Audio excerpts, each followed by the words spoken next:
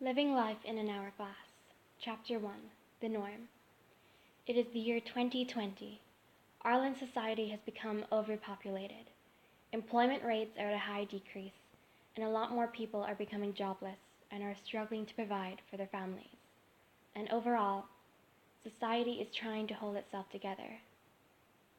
That is, until the government of Ireland proposed a new plan to be put in place, along with the help of some of Ireland's professional scientists. To sustain the population, scientists from various colleges around Ireland, including the National University Ireland in Galway, NUIG, University College Dublin, UCD, University of Limerick, UL, and University College Cork, UCC, invented a new ideology that was voted yes in a national referendum. Every single person in the Irish state was brought in for examination in order to undergo various testing for cancer cells, future illnesses, and present illnesses. These tests determined how long a person would live, judging from their individual test results. After the various tests that each individual had to go through, they were given a final result, a result that showed approximately how long they would live for. Upon receiving the results of each person, the scientists had altered the results by adding to or decreasing a person's lifespan. The final thing to do was to insert a little tiny device known as the Visual Death Informer, or VDI for short. Upon inserting this device into people's bodies, they had gained the ability to see when others would die.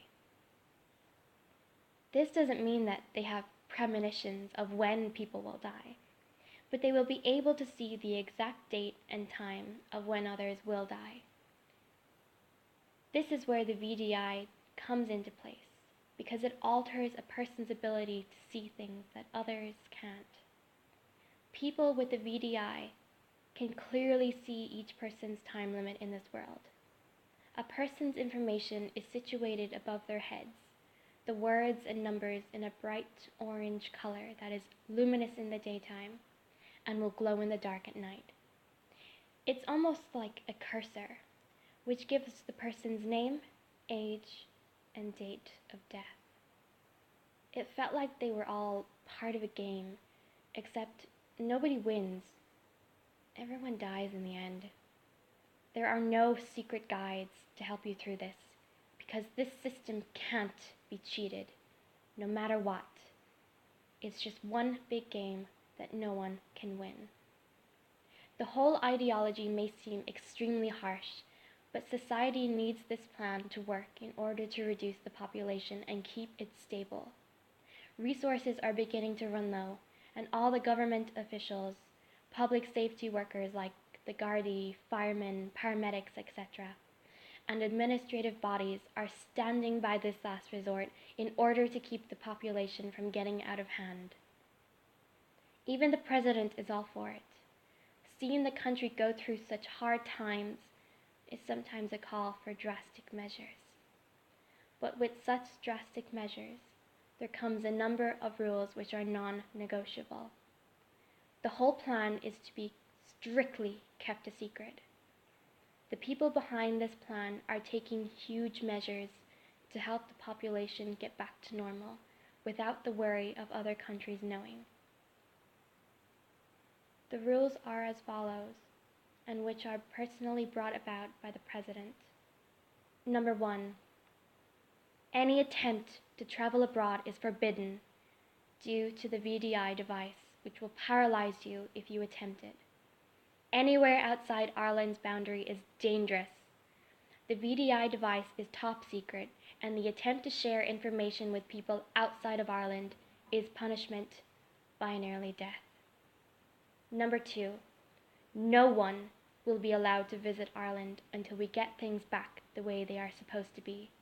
Resources will be brought from other countries as normal. Number 3.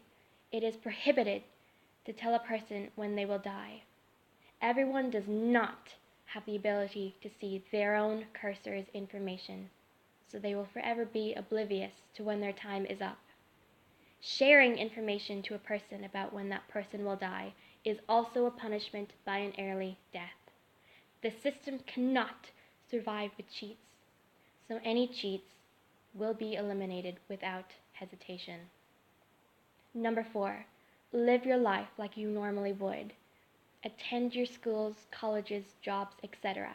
Keep up your hobbies and interests. You must live your life to the fullest, as you will never know when your time is up. Number 5, treat everyone equally. Abstain from being too nice or too hateful towards a person, as that might trigger a fear towards when they will die. Being too nice could be a sign that they are trying to make your last moments special, or being too hateful towards them could confuse them whether their time limit is near or not. The rules are simple. Follow them and you will be alright, despite still having your time limit, but break the rules and you die. There's no way out. You are going to die either way. Chapter 2, Cheat. Year, 2020. Date, February 27th. I woke slowly, my eyes cracking open to let the sunlight blind me.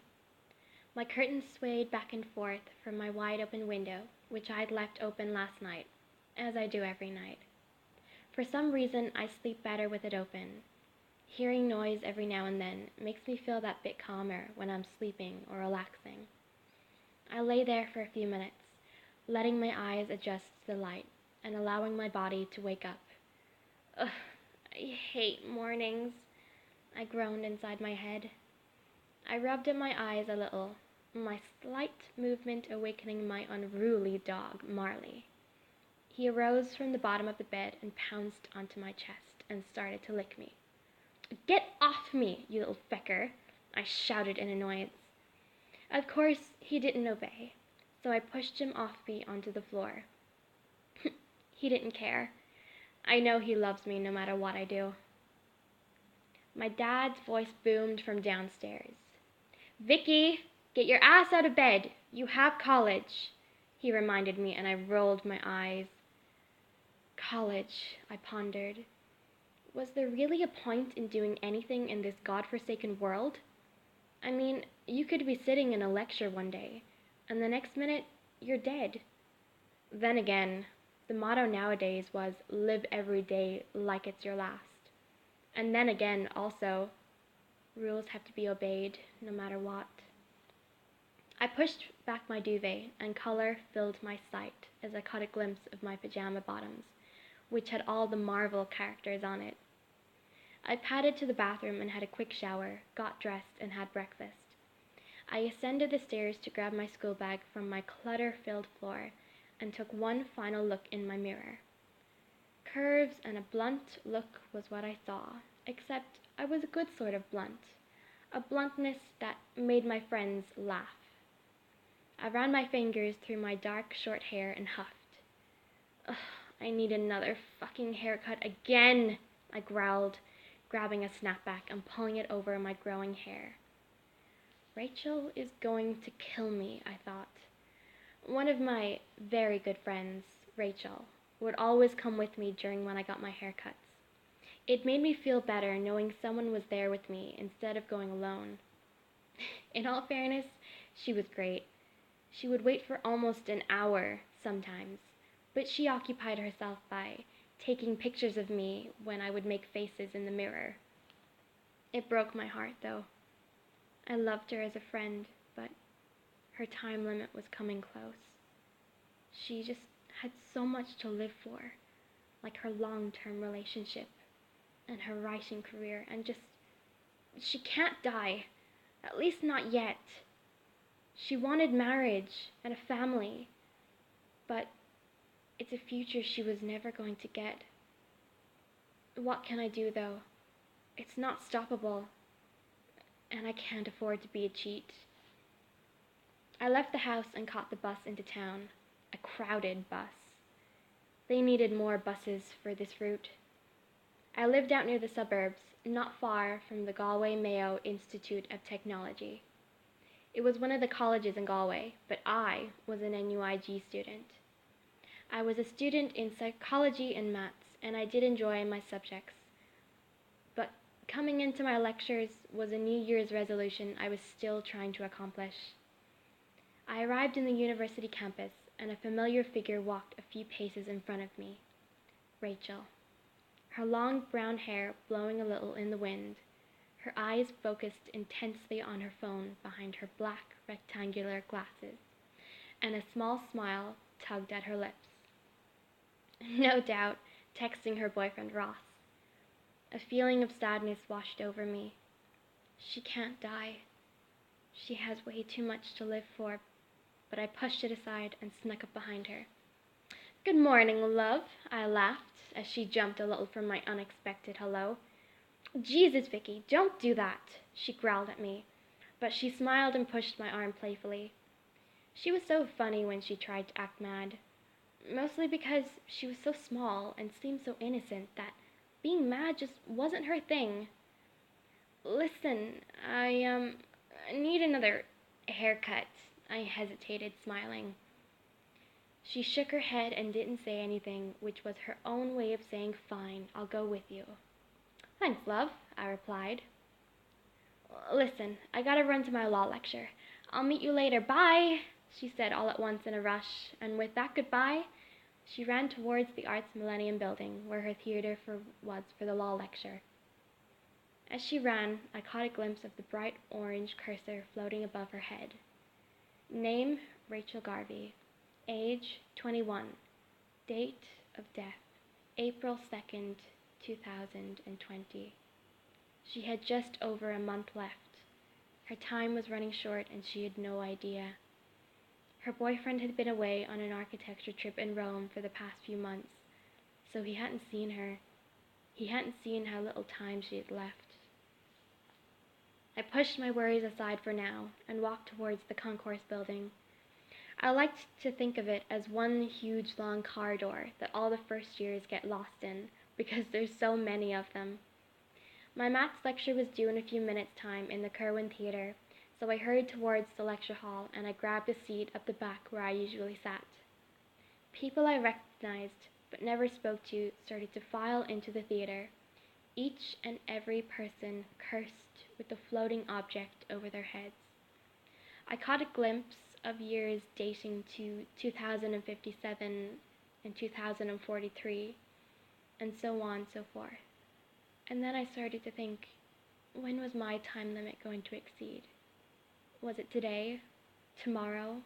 This year? 10 years? I had no idea, but everyone else knew, and that killed me in its own way.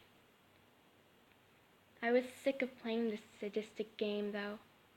Our life should rest in our own hands, not the hands of someone else who alters our final test results, not someone who decides to give us a time limit on our lives, and not someone who has voluntarily put us in a plan to decrease an overflowing population. Was I going to be a cheat and help my loved ones to live the long life they deserve? Was I going to gain back control of my own life and live it without a ticking clock above my head?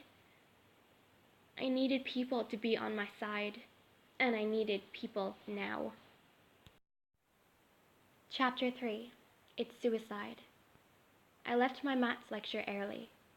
I loved maths, but sometimes too much numerics can make me feel intimidated. Don't ask, okay? My mind had been elsewhere, thinking about being a cheat. The scientists would know. They keep tabs on everybody, and the VDI device is automatically alerted if the individual is aware of their information. Not only does the victim drop dead upon finding out, but so does the person who told them in the first place. It was indeed suicide.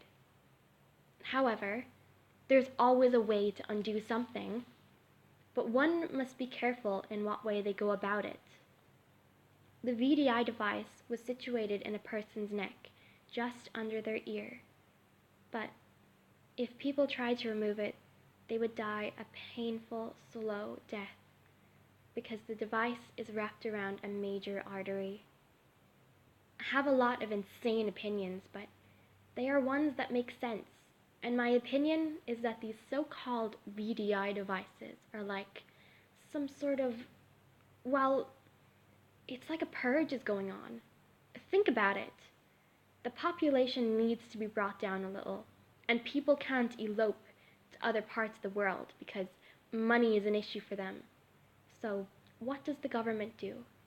They agree upon brainwashing everyone to thinking that this VDI device, along with the ability it gives people, is good and it will save them. Bullshit! It was suicide to be even thinking about cheating the system, but isn't it time for a stand? Is it all one day just going to stop because the higher ups will be thinking, oh, the population is at a stable condition now. Let's stop this VDI device crack. Populations were meant to increase and decrease. Fluctuating is part of its function. But one of my more sane thoughts always brought me to the theory that there will one day be an uprising, a rebellion. No doubt, someone in the world will lose someone they love, and they will be consumed with anger, and that anger will fuel other raged people too. It will happen, and maybe I could be the face of the rebellion. And yes, I am aware that I'm not in Panem in the midst of a rebellion because of the Hunger Games, but we are in our own little world here. A world that shouldn't exist if scientists insert devices into you that will give you a death sentence. It didn't feel real, but it was real. I made my decision. I was going to create a plan that would go against the VDI device, and I was going to assemble as much people as possible to stand behind me. Who knows? I could get the entire population of Ireland to rule against the government and the higher-ups, if I put my mind to it. We could make them pay for the position they put us in. I know I have a death wish, but I can at least die trying. And I would die trying. Chapter 4. Something Only I Know. I don't follow rules, and never have. So what makes the higher-ups think someone as rebellious as me will follow their rules? I had decided that I was going to be a cheat. I will not die in the hands of someone who thinks they control my life. I control my life, and I will die when I'm supposed to, not when I have to. All these thoughts were running through my head while I sat in the library. I was supposed to be focusing on psychology study, but this was related to psychology in a way. I mean, why did people agree to this plan in the first place when a referendum was held? Did they think they'd be saved, and maybe there would be a handful of people who lived longer than the rest? You're wrong there, love. If the scientists and official publicans cared about us, they would have tried a new approach, like maybe introducing new jobs into Ireland, or maybe investing money into new housing estates and schools, etc. So why is it that they decide to purge us in their own way? Then a thought struck me. I held my thought as I caught a glimpse of a group of scientists and some government officials walking past the window I was seated beside. I looked down from the second-story window and observed them. Of course, the scientists were dressed in a very pristine fashion, with big, huge, rectangular glasses. Such a typical stereotype, I know. The government officials were each dressed in suits. Black cases hung from their fingertips with unknown contents. They were headed towards the arts concourse, preferably to one of the lecture theaters. That was usually where they held their meetings, because they had easy access to all the chairs they wanted, and of course the projector and big screen if a PowerPoint was involved. This is my opportunity, I thought, a little too enthusiastic for my liking. I gathered my notes and books up in a rush and threw them into my bag, not caring that I could have ripped some of the pages a little by being so forceful. I quickly jogged to the library, my scuffle turning a few heads to look at me for a brief moment and wonder why I was rushing. I pulled my student ID card out of my breast pocket in order to pass through the barriers of the library, and the alarm went off, stopping me in my tracks. Shit, I thought. Excuse me, miss. You will have to check out those books if you want them. I could hear the library security say bluntly at me. Fuck the books, I thought, as I threw them to the floor, and with one beep of my card pressed against the sensor, I was free, and I ran, the security guy shouting at me, but I didn't dare look back. I ran towards the arts concourse, you know, the sequence of long corridors. I was just in time to see one of the final scientists, who was at the back of the group, enter the Dillon Theater. Smartasses think they are so damn smart for picking a meeting time outside of college hours, when the students will be busy studying in the library, or when all the lectures are over for the night. Do you really think you can fool everyone? I laughed in my head. I poked my head carefully over the door, where the glass panel was situated, and everyone had their back turned to me, all conversing amongst themselves rather loudly. I pulled the door open a fraction and slipped through carefully, and crawled along the back row of seats under the long desktops. I kept crawling until I was in the center of the row, and there was a little space just underneath the desk, where the back of the seat in front reaches just over halfway up to almost touch the desktop behind it. I had a good view, and I was about to start taking notes. Let the lecture commence. A PowerPoint started up and an image flashed up onto the big screen, an image of the VDI device. A female voice began to speak. Thank you all for coming tonight. As you can see here, this is an image of the one and only VDI device, or the Visual Death Informer.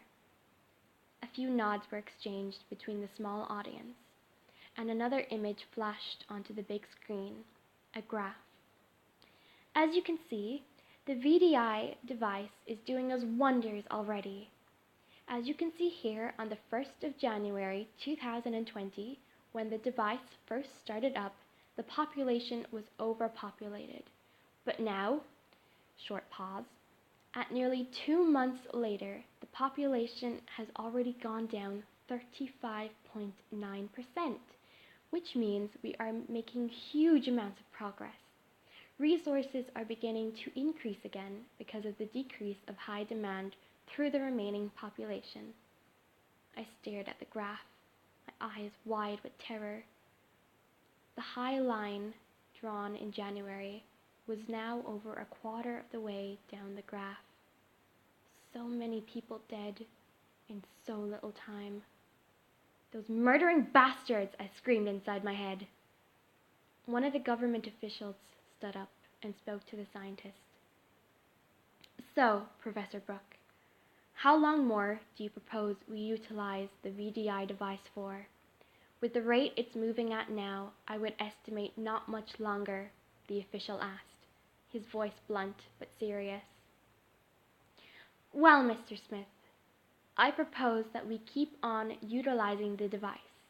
I mean, who's to say this kind of problem won't happen again in the future, so why not just keep it?